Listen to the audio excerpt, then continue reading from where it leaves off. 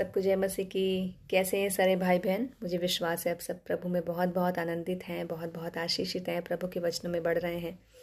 एक बार फिर से आपकी बहन आप लोगों के सामने प्रभु का पवित्र कलाम लेके आ गई है। चलिए छोटी सी प्रार्थना करते हैं वचन शुरू करने से पहले। धन्यवाद प्रभु, प्रार्थना करते पिता अपने वचन से बात करें। भी जितने भाई बहन जहाँ जहाँ से वचन को सुने, पवित्र आत्मा आप इनकी मदद करें वचन को समझने में, और मेरी मदद करें गहराई से वचन को समझा सकूं। इन जीसस नेम आमीन।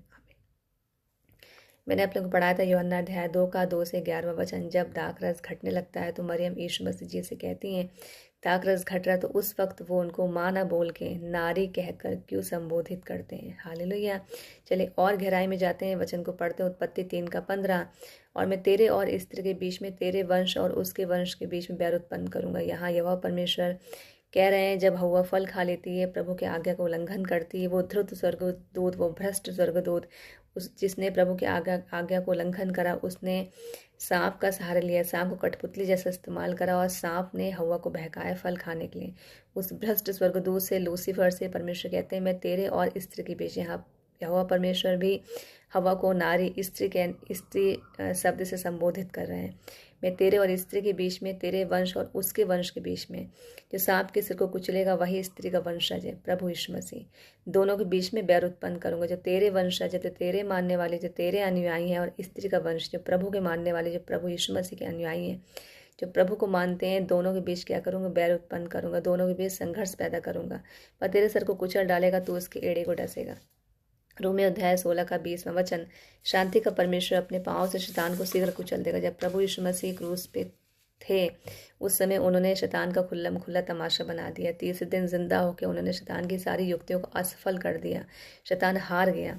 यूहन्ना 19 का 26वां वचन। जब यीशु ने अपनी माता और शिष्य को, जिसे वह प्रेम करते थे पास में खड़े हुए देखा, तो अपनी माँ से कहा, हे नारी, देख यह तेरा पुत्र है। यहाँ पर तेरा पुत्र उस चेले को दर्शाता जिससे यीशु प्रेम करते थे। यीशु कुंवारी मरियम से यूहन्ना को अपना पुत्र मानने के लिए कह रहे थे।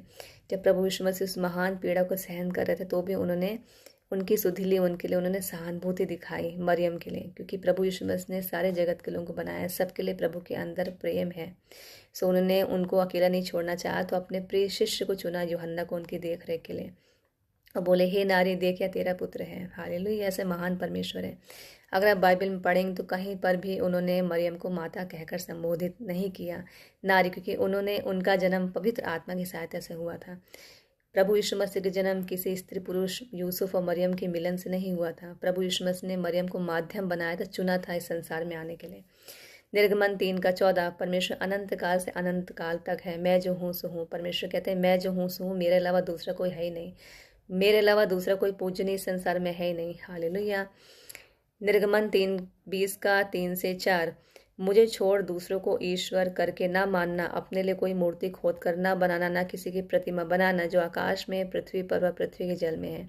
आज बहुत चर्चों में लोग प्रभु यीशु मसीह की फ़ोटो रखते हैं, मरियम जी की फ़ोटो रखते हैं। आज बहुत लोग हैं जो मरियम को पहला स्थान देते हैं, खासकर कैथोलिक सभ्यता को मानने वाले भाई बहन। वो कहते पहले मरियम है तो प्रभु यीशु मसीह। पहले मरियम की कैथोलिक चर्च में पूजा होती है कि जब उनसे प्रार्थना करेंगे तो ही हमारी पुकार यीशु मसीह तक जाएगी। आप प्रभु के वचनों के खिलाफ काम कर रहे हैं, आप दंड के भागी हो जाएंगे। सो ऐसा ना करें, वचन को पढ़ें। वचन बहुत डीप है। आज बहुत सेवादार हैं जो चर्चों में, ब्रहनम एक बहुत बड़े सेवक थे प्रभु के, बार बार वचन के बीच बीच में ब्रहनम ब्रहनम भाई का नाम लेते हैं। सो ये प्रभु के वचनों के सख्त खिलाफ है कि हम प्रभु की वचन को समझाएं, प्रभु की महिमा करें। न कि बीच बीच में, हाँ बीच में हमने एक बार दो बार किसी का उदाहरण दे दिया वो ठीक है, लेकिन बार बार ब्रहनम ब्रहनम भी कहना ठीक नहीं है। इससे ब्रहनम की महिमा हो रही है। तो प्रभु ने कहा मेरी महिमा मैं किसी और को नहीं दूंगा। तो यहाँ हमें समझ में आता है प्रभु यीशु मसीह के कोई माता पिता इस संसार में नहीं है। प्रभु यीशु मसीह ने मरियम को चुना क्योंकि वो निर्दोष और नेक लड़की थी। उन्होंने उनको चुना ताकि वो उनके माध्यम से इस संसार में हमारे उद्धार के लिए आ पाएँ, हमारे पापों को अपने ब्लड से धो पाएँ। हालेलुया। सो वचन को पढ़िए। वचन बहुत गहरा है। वचन को पढ़ने के लिए पवित्र आत्मा की सहायता मांगेंगे तो ही आपको वचन समझ में आएगा। प्रभु ने बोला है कोई मूर्ति खोद कर ना बनाना। आज चर्च में फ्रेम लगे होते फोटो यीशु मसीह की, मरियम जी के, वचन के सख्त खिलाफ है। सो प्रभु के कोप का कारण ना बने और वचन को बार बार पढ़ें। हंसते रहे, हंसाते रहिए, शैतान को रुलाते रहिए, आत्मा से भर जाइए। जय मसीह की।